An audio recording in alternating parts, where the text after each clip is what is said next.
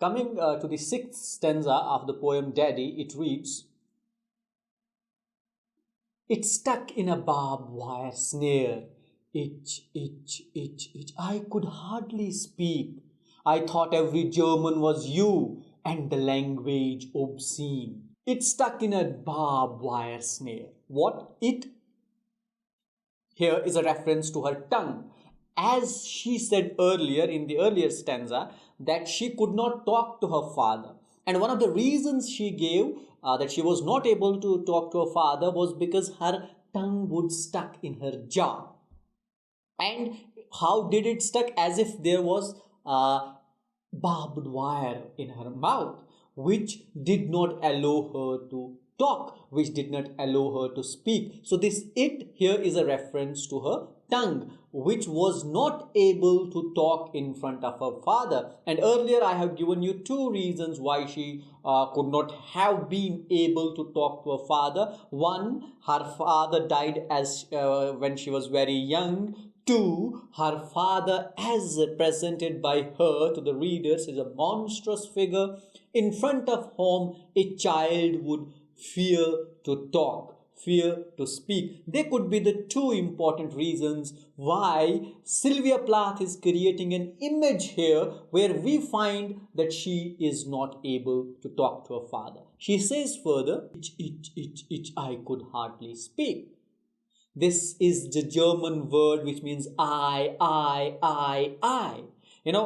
This I, you have seen that when a person is hesitant to speak in front of a person, he would begin I, and then he doesn't move a head, or is not able to speak, is not able to express what he or she wants. So same is the condition of Sylvia Plath when she is in front of her father. She is not able to express herself, she is not able to speak, she is not able to talk. And she says, "I could hardly speak." Again, there could be two reasons which I won't be repeating this time, but the fact of the matter is Sylvia Plath was not able to talk to her father. And then she says, "I thought every German was you, and the language obscene, an engine, shoving me off like a Jew." And she says that I thought that every German was you. Why German? Because here in this poem, Germany would be a symbol of oppression, a symbol of tyranny, as it was back then ruled by the likes of Adolf Hitler. And they were, oppressing Jews. They were doing, things to the Jews which are unprecedented in the human history. And she says that your language was also obscene, a language that could not be understood, a language wherein, Jews were almost inhuman. They had no right to live. And I consider myself to be very similar, as if there is an engine.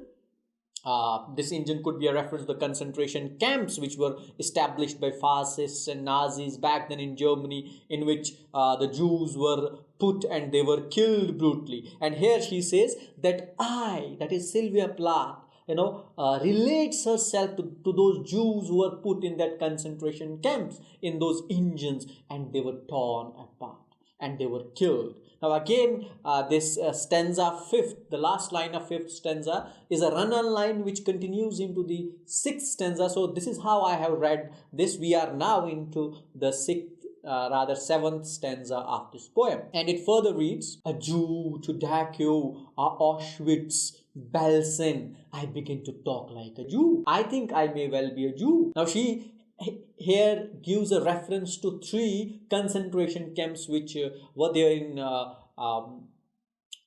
Germany, or which were created probably in Poland, but that back then the Poland was under the rule of Nazi party. And these three concentration camps are Dachau, Auschwitz and Belsen. And she says that, I think that this whole universe has converted into those concentration camps.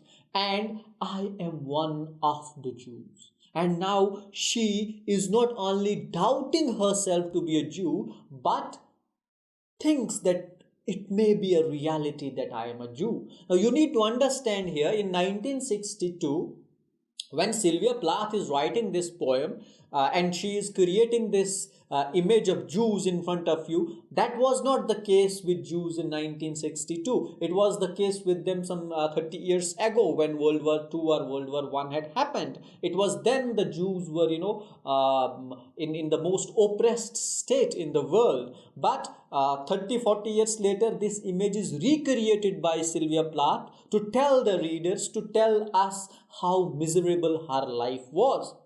And the misery in her life, the troubles in her life were primarily because of the absence of her father. So she, puts whole blame upon her father. Since her father was not with her, that could be or is probably a reason why Sylvia Plath is in that state of mind. And the other figure that was in her life, Ted Hughes, he also did not make his life any better. She continues and says, the snows of the Tyrol, the clear beer of Vienna are not very pure or true. With my gypsy ancestress and my weird luck and my tarot pack, I may be a bit of a Jew. The snows of Tyrol. Now this is again a reference to a forest area, a mountainous regions which is between Germany and Austria probably. It touches the borders of the Germany, and the beer of Vienna is a reference to the beer of Vienna, which is considered to be very pure. But she says that you can doubt this beautiful snow mountainous region of Tyrol, and you can doubt the purity of the beer of Vienna, but you cannot doubt the fact that I could be a Jew. I could be one among us, the Jews. Some of my ancestors may have been the Jews, and that could be the only reason why I have been put in such an oppressed state, why my circumstances are so bad. And she refers them to her tarot pack, which, as you know, that through which one sees his destiny or his lucks. And she says even these tarot packs, they confirm that I could be a bit of a Jew. Now she is not exactly Jew, but she must have some relationship. Some of her ancestors could be the Jews, and that could be a reason that Sylvia Plath has suffered so much in her life, and now she finds a way out of ending all this oppression and tyranny in her life. And that obviously ended some 3 or 4 months after she had written this book by committing suicide. Next, she says, I have always been scared of you, with your Luftwaffe, your Gubbledigo, and your neat mustache, and your Aryan eye, bright blue. Now again the scary figure of her father continues, as again I say that this scary figure is because of the absence of her father. She thinks that his father is responsible for all her miseries and troubles. He is not there to solve her problems. He is not there to help her. So she thinks that he must not have been good, and had he been alive, he must have been like Ted Hughes. And therefore she says that I have been scared of you, I have feared you, I have not been at ease in front of you, I have not been comfortable with you, and everything that you had in your life. This Luftwaffe is a German word again, which is used for Air Force, and Gubbledigo, is a word which with no peculiar meaning, with no particular meaning. It is a nonsense kind of a word, and she is using again these words to describe her father. And she says that maybe his father was a Nazi or worked for Hitler in Air Force. So she says that your look, never charmed me, never made me happy, or never made me comfortable in front of you. But I was scared of your look, of your terrible look. And furthermore, it was more aggravated, it was made more fearsome by what? By your neat mustaches, by your long mustaches. And they would make you more fearsome. These mustaches could be, similar to those of Adolf Hitler. He had those little clean mustaches, and maybe her father also had so, or Sylvia Plath is imagining that she might have, that he might have the mustaches like Hitler, and those made him more dreadful than ever and made her, his appearance rather scary in front of her. And she says, "Your Aryan eye, bright blue."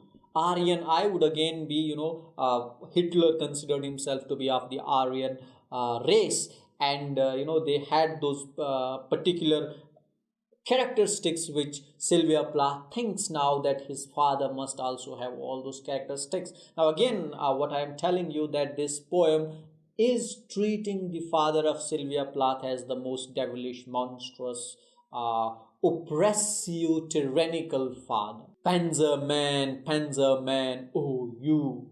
Now after you there is a dash, and this Panzer man in German is a reference to the driver of a tank, tank which is used in battlefields. The driver of a tank is a Panzer man. So now she says that her father could have been a Panzer man. Oh you, she might be thinking of using an abusive word for her father, but then she just stops and doesn't say a word. There is a long pause, but we get an idea that Sylvia Plath is not in a good mood, or is not in a mood to say a good thing about her father. And then she continues and says, "Not God, but a swastika so black no sky could squeak through." So her father is not a godly figure. Her father is not her guardian. But this swastika in Indian religion is a symbol of good. It used to be a symbol of good in Europe also. Again, it's a mythological word, but it is at times ominous, and here also she is using this word in the same fashion. And she says, "So black no sky could squeak through." Sky is here a reference to probably sun. Now this dark cloud, this cloud of ill omen or misfortune brought by her father upon her, are so bad, are so thick, that there is no hope of any light. There is no hope left that anything good can happen in the life of Sylvia Plath. Every woman adores a fascist. The boot in the face, the brute heart of a brute like you. Now that's a very generalized kind of an idea or notion that Sylvia Plath is saying here. Every woman adores a fascist. Fascist means the one who cannot be good. And it could be an idea which that maybe females probably like the one who has got this idea or this attitude of dominance in him. And if there's a person who is more subdued, females would think that perhaps that is not the right man to go after. So she says that this is a strange kind of a psychology that she is hitting at. Very generalized. This can be true to a certain extent. This cannot be true. It depends. But then what Sylvia Plath does here is that she generalizes this notion that every woman adores a fascist. Every woman adores a brutal man. Every woman adores a man who has got this brute attitude, or this attitude of dominance, rather than being on the softer side. Softer men are usually considered as femaleish in nature, which is what our patriarchal society would discuss them. So that is a generalized opinion that Sylvia Plath is giving here. The boot in the face is again a reference to, they would on a man like Ted Hughes, who is no good, or have a father like the father of Sylvia Plath, who is absolutely no good, who are brute. And she repeats this word brute 3 times in 1.5 verse, which gives a lot of impression upon this thought process of Sylvia Plath, or what she is hinting at, that how much does she hate or dislike men. Are those men at least which were around her, which were part of her life, which made her life miserable. To define them, to express them, she uses brute 3 times in less than 12 or 10 words. That is all in this part. To watch the next part of this lecture, click on the end screen that has popped up on this side of the video, and you can click here to subscribe your academy.